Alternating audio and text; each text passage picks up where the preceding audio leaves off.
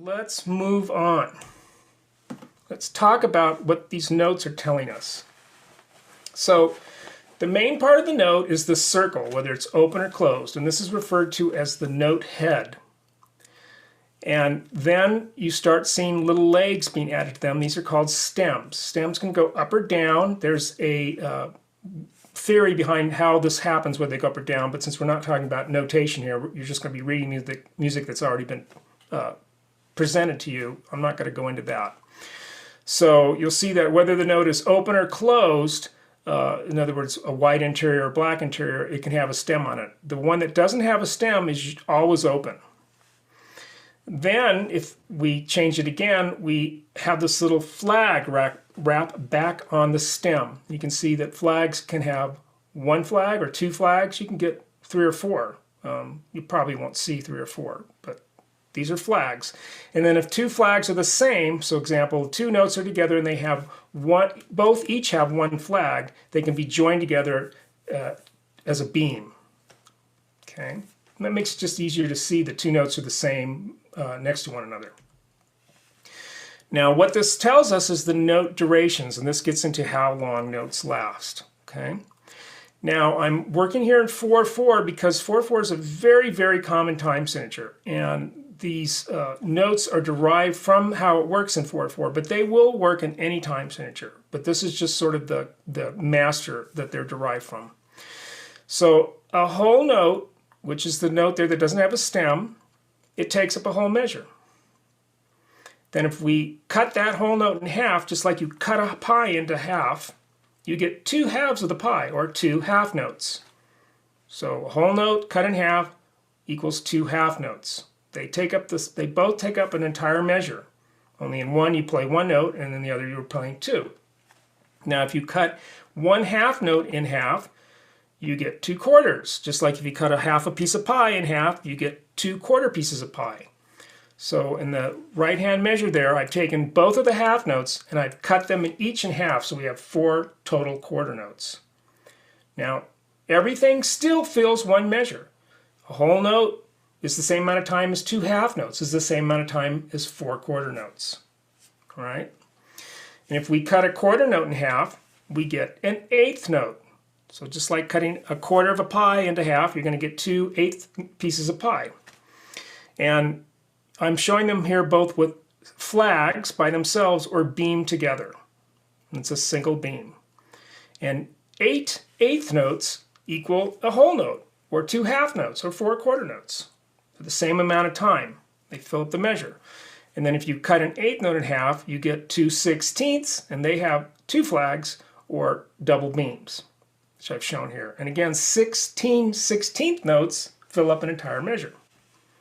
Okay, so these are just how many notes you're going to play within a measure and how they're going to be spaced out. So it's like a ruler. So if a measure's like an inch, a whole note is a full measure or a whole inch. A half note is half of a measure or half an inch. A quarter note is a quarter of a measure or a quarter of an inch. And an 1/8 note is an 1/8 of a measure, an 1/8 of an inch. And you can measure anywhere in the inch, right? And just like you can't have more than 8/8 in an inch, you can't have 10/8 in an inch or something. You can't fill out a measure with more than the measures allowed by the time signature. We'll get into that. Now notes also have corresponding rests. And we're not going to look at that too much in this webinar, but I just wanted to present this here so you know them when you see them. So a whole note rest is heavy. It takes up a whole note, so it hangs from that second bar. And a half note, it's lighter, so it sits on top of the middle line. This is the way I was taught. A quarter note rest looks like that little jagged lightning sort of thing. An 1/8 note is that little hooked nose kind of thing on a stem. And then a 16th note has 2 of the noses. Now, rests are very specific symbols. They tell the player not to play for the time indicated by the rest. Rests are not arbitrary. I've had people present me with music that they've written where they'll write a rest for a breath mark. Shouldn't do that. It's just clearing up the score. People need to breathe, they're going to breathe. So if you're writing your own music, only use rests when you really want the person to not play. Now, let's step back in time. Because if you think the music that we're looking at so far is confusing, well, this is what it used to look like. And this isn't even that old. So this is from 1644. And movable blocks of type were used. So you had a block of wood that was carved out to present the image, and then they were put into a frame in a row, and then ink was washed over them, and then paper was pressed against it, and the raised part of the block would adhere to the paper and leave the ink. And every single element you see here, notes and clefs, bar lines, and staff lines are all part of a single block. And if you look at the staff lines going across, you'll notice that they're jagged and they go up and down and they don't always meet. That's because the note for that was attached, the staff line was attached to the note itself. Okay. And there's no beams too, so it's very hard to read. So what we look at is much easier. So what do we recognize in this? Well, is there a clef? Yeah, over on the left-hand side, there's a G clef. Doesn't look like ours, but it's there. And there's a time signature. It's that C. We haven't talked about time signatures yet, but I'll tell you what is there. Are there half notes? Yes, there's one half note at the beginning of measure 3. So there's a half note. That's this clear guy here. And then we have quarter notes. Yes, the first measure is 4 quarters. 8th notes, yes, and 16th notes. So we have everything that we're used to seeing, only it's presented much better. Okay. Now we want to talk about the beat. So most music contains a pulse, which musicians call a beat, and this remains steady through large sections of a song, if not the entire song. So in popular music, it's the same through the entire song. And beats are virtual or auditory guidelines of time inside each measure. And the beat is what you'll clap your hands to or tap your toes to while listening to music. And each measure has a certain number of beats in it, the most common being 4. And I encourage you to start paying attention to the beat in music when you hear it, when you're listening to music, when you're driving in your car, or you just have the TV playing some radio sort of channel on. If you hear a beat, start paying attention to it. Tap your foot, clap along. Try to keep time with it. It's a very valuable skill, as my students will all tell you. Now, measures are like musical rulers. Again, the number of beats and the number of claps are determined by the stuff we're going to look at later. But in this case, I'm putting 4 hand claps in that first measure. We clap the very first line, then we clap a quarter in, then we clap halfway through, then 3/4 through, then we're on to the next measure. So that was 4 claps per measure. And what's going to determine this? The time signature. All right. So the number of beats for each measure is set by the time signature. And the time signature is 2 numbers, one above the other. I'm showing 4/4 here again because it's common. It's not the only one. And the first measure of music will always have a time signature, and there'll be another time signature if it changes in the middle of the song. Usually it doesn't, so you don't have to worry about that. But if it does, you'll be notified. Now, in a time signature, the top number will tell us how many beats or pulses will be in each measure. And the bottom number will tell us what type of note will be equal to or graphically represent that beat. So in 4/4, the top number says that there are 4 beats in a measure, and the bottom number, we can think of that as a fraction, 1/4, 1/4, quarter, a quarter note. Right? So a quarter note here represents the beat, and there are 4 of them. So if we were clapping along to this, we would be clapping 4 times, 4 each quarter note. And then we'd go on to the next measure. We would have another 4 beats, and another 4 beats, and another 4 beats. Now, you don't always see the beat. Here in this example of 4 measures, I have the first measure, you see the beat, but in the next measure, you only see 2 notes on 2 of the beats in 4/4, the first and the third beat. But the music, you'll be still tapping your foot to the beat. You just might only play a note on beats 1 and 3. And then we have a half note that's going to go for beat 1 and be carried through the second beat, and then something on 3 and 4. So you don't always see the beats, but they're still there. Just like if you're clapping along in the music, the other musicians that are playing that you're clapping to, they're doing all sorts of stuff. You're just doing a steady pulse, right? Now, common time signatures. We have 2/4, which is 2 beats per measure. Quarter note gets the beat. 3/4, 3 beats per measure. Quarter note gets the beat. 4/4 we've already seen. 4 beats per measure. Quarter note equals the beat. And then 6/8. 6 beats per measure, 8th note gets the beat. what? Wait a minute. Actually, that's not true, and we're going to look at why that's not true later in the course. Okay. Now, less common time signatures. 2-2. You'll see that from time to time, as we're going to learn later on. This is called cut time. Then 3-2. It's very uncommon, but at one point in time, this was very common in the Renaissance. So it's the same as 3-4. It's just instead of a quarter note being the visual representation of what the beat is going to look like, it's going to be a half note here. But there's still 3 beats. Just like in 2-2, there's 2 beats. It's just not a quarter note. And in 4-2, there are 4 beats in it. It's just the half note is going to be the visual representation of that. I play music that is in 2-1. 2 beats per measure, whole note gets the beat. This is Renaissance music, so it's crazy. So if we look at this song in 2-4, we have 2 beats played in the first measure, and then you're going to hold that next note for 2 beats. Then 2 beats played in the third measure, and then you're going to hold the next note for 2 beats. So if I clap the notes and I count the beats, it will sound like this. I'm just going to do the first 4 measures. So first I'll count off 1 full measure. 1, 2, 1, 2, 1, 2, 1, 2, 1, 2. All right? And then if I go on, count a full measure. 1, 2, 1, 2, 1, 2, 1, 2, 1, 2. Right? Because the beat is telling us where to play those notes.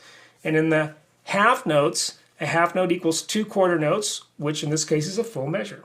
So let's all do this together. I'll count in 1 free measure, that's 2 beats, and then you're going to clap where you see a note, but you're going to count out loud all the beats, even if you don't clap on them. Okay, so 1, 2, 1, 2, 1, 2, 1, 2, 1, 2, 1, 2, 1, 2, 1, 2, 1, 2. Now if I play that, it's going to sound like this. I'm going to play it in A. Again, I'll count in 1 free bar. 1, 2.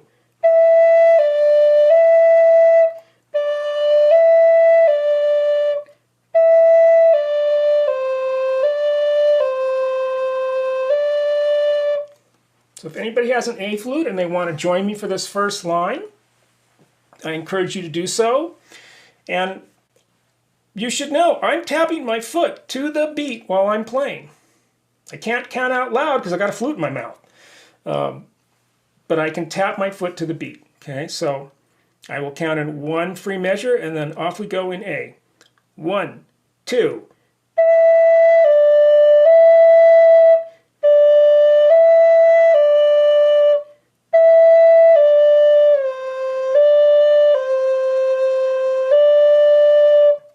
Okay. Now if we look at the next line, what do we see? We actually see the same rhythm, the same combination of long and short notes that we see in the top line. It's just the notes that are different, right? We have 2 quarter notes, a half note, 2 quarter notes, a half note, 4 quarter notes, and 2 half notes. So the rhythm's exactly the same. Okay, so we already know this rhythm, so we shouldn't have to worry about it. Let me play this for you in A, and then I'll switch to the whole thing in G in a second here. So I'm going to play measure 9 to the end, the second line. So I'll count in 2 beats. 1, 2.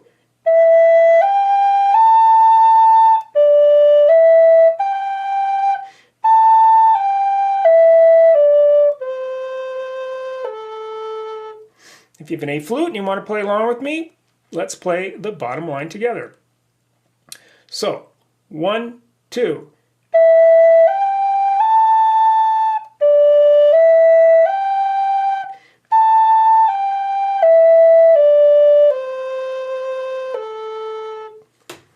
Okay, I'll switch to G for the next song. All right, so let's move forward. I want to talk about dotted notes. We're going to talk about them now, and we're going to talk about them later. But I want to introduce them to you now, because we're going to use them in the next song. So far, all the note values that we've seen are either multiplied by 2 or divided in half. So a whole note cut in half, equal halves, is 2 half notes, or 2 half notes put together equals a whole note. But what if we need something between those? Oh, Scott, What are the commas and arcs of the measures in the last tune? That's a very good question. This was in my articulation webinar. These are slur lines. I made them dotted here because I want them to be optional for this course. Later we're going to see them not. And what they tell you to do is to tongue the first note and then just blow into the flute for the next notes that fall under the line. And then a comma, as we're going to see later on, even in this course, is a breath mark. It's me suggesting, well, here's a place you could take a breath. You don't have to, or you could take it other places, but it's just an opportunity that I think would be good for you. It's an editorial thing. Okay, but the slur lines, if they're not dotted, the composer or the arranger is saying you should play these in one flow of air.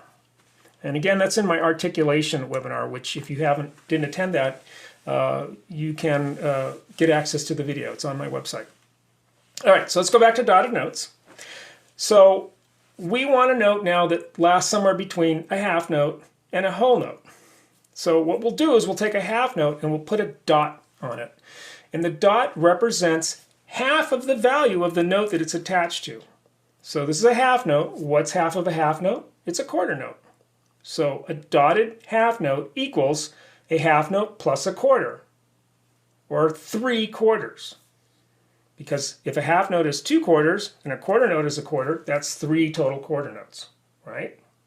So if we go to the next song, which is in 3/4, so 3 beats per measure, quarter note gets the beat, I can't put a whole note in the second measure because it equals 4 quarter notes, and I'm only allowed to put 3 in, whereas a half note is too short, so I put in a dotted half note, all right?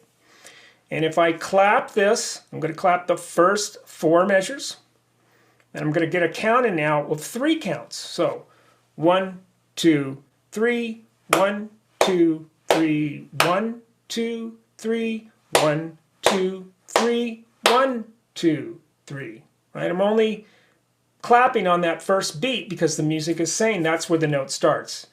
Claps don't last the full 3 beats. If I'm playing a flute, it will. Now I'm going to clap the next 4 bars, and you will see that the second to the last bar has a half note and a quarter note. So I'm going to clap once on beat 1. The note will play through beat 2, and then a new note starts on beat 3. Okay? 1, 2, 3. 1, 2, 3. 1, 2, 3. 1, 2, 3. 1, 2, 3. All right? Now if I play this on a flute, I'm going to play this in G, and I'm going to play the whole line. And by the way, if you're looking also at the placement of the notes, most of this is just up and down. 5 to 1, 3 to 1 to 4, 5 all the way down to 1, back up to 7. It's just like this, which is kind of where the name the river comes from. It's just flowing up and down, okay? So I'm going to play this on G, and then I'll play it again. Everybody can join in. If you want to join in now, since you mute it, feel free, okay? 1, 2, 3.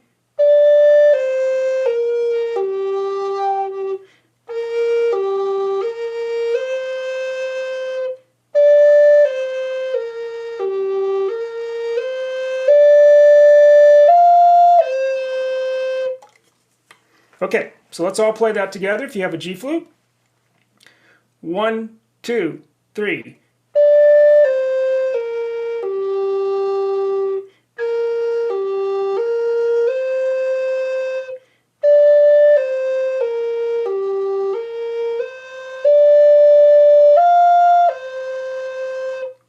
All right, it's waltz-like, isn't it?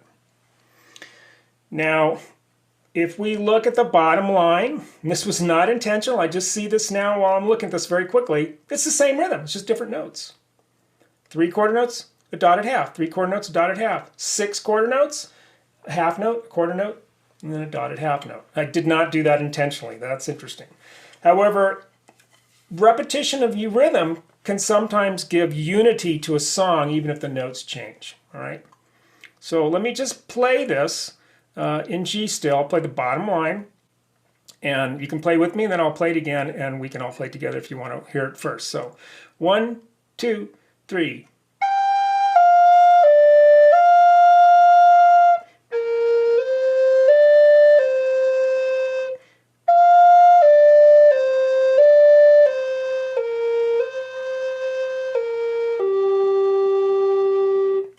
Okay. Anybody has a G flute, please play along with me. 1, 2, 3.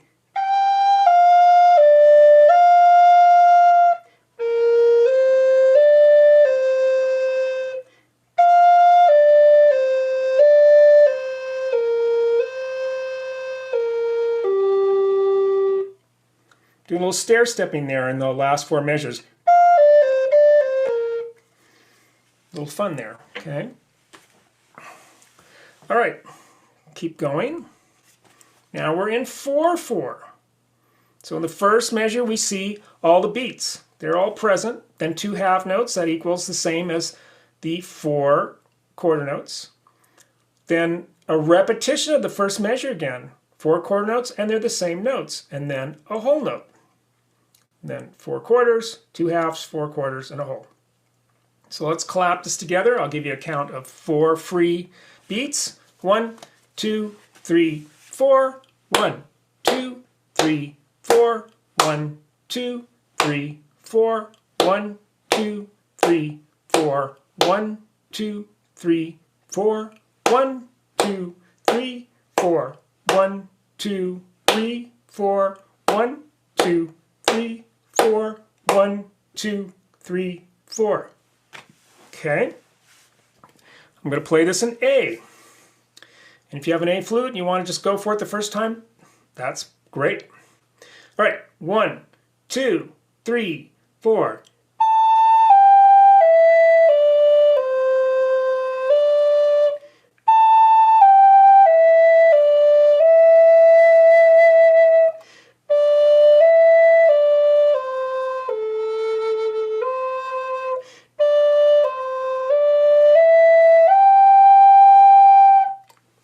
Okay. Was that the first time I played it or the second? It was just the first.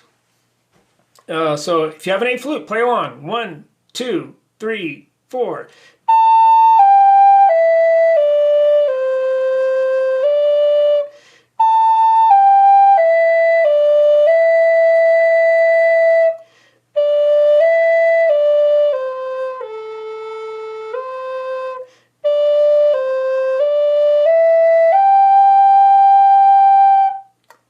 Okay. Now in the second line, a couple tricky things happen here. The first 2 measures look very similar rhythmically to the first 2 measures of the song, except where the second measure went 3 up 1 note to 4, a space to a line, we're going from 3 to a 5. We're skipping the 4. And then in the 12th measure, we have a dotted half note. So I think we should clap that out. So what I'm going to do is start on measure 9, the beginning of the second line, and I guess I'll clap all the way to the end, and clap along with me if you think you can do this right away, and we'll do it twice. And what's going to happen is I'm going to clap once for beat 1 of measure 12, and count 2, 3, and then clap again on the 4th beat, because the 5 happens on the 4th beat. All right? So 1, 2, 3, 4. 1, 2, 3, 4. 1, 2, 3, 4. 1, 2, 3, 4. 1, 2, 3, 4. 1, 2, 3, 4. 1, 2, 3, 4. 1, 2, 3, 4. 1, 2, 3, 4. So that's a kind of a tricky rhythm there, right? 1, 2, 3, 4. 1, 2, 3, 4. 1, 2, 3, 4. Adds a little bit of life, okay? And again, I'm using the dotted quarter note, the dotted half note, because I want a note that'll last 3 beats, okay? I'll stick with A. So I'll play that once through A. If you want to play with me, that's fine, and then I'll play it again if you want to wait and hear it first. So 1, 2, 3, 4.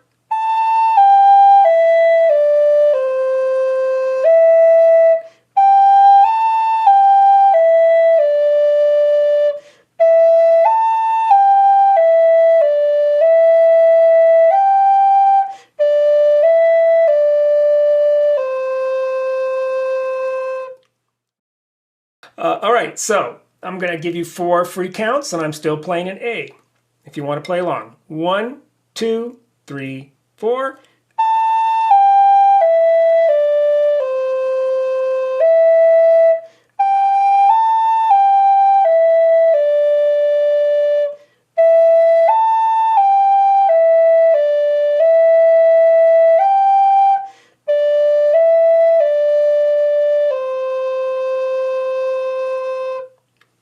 Okay.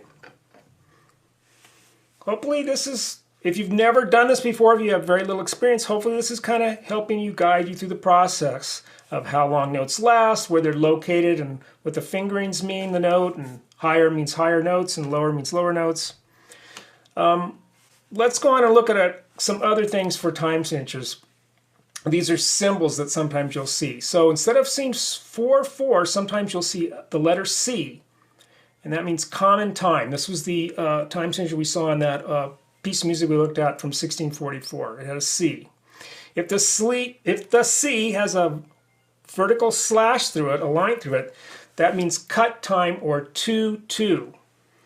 So it's 2 beats per measure, half note gets the beat. There's still 4 quarter notes in it, but it's not counted the way 4/4 would be counted. And I should say that it means cut time, not double time. And I say that because if you were in band over sometime over the last 50 years or so, a lot of times people say, we're going to play this in cut time, and they play it twice as fast, which is double time. They're 2 different things.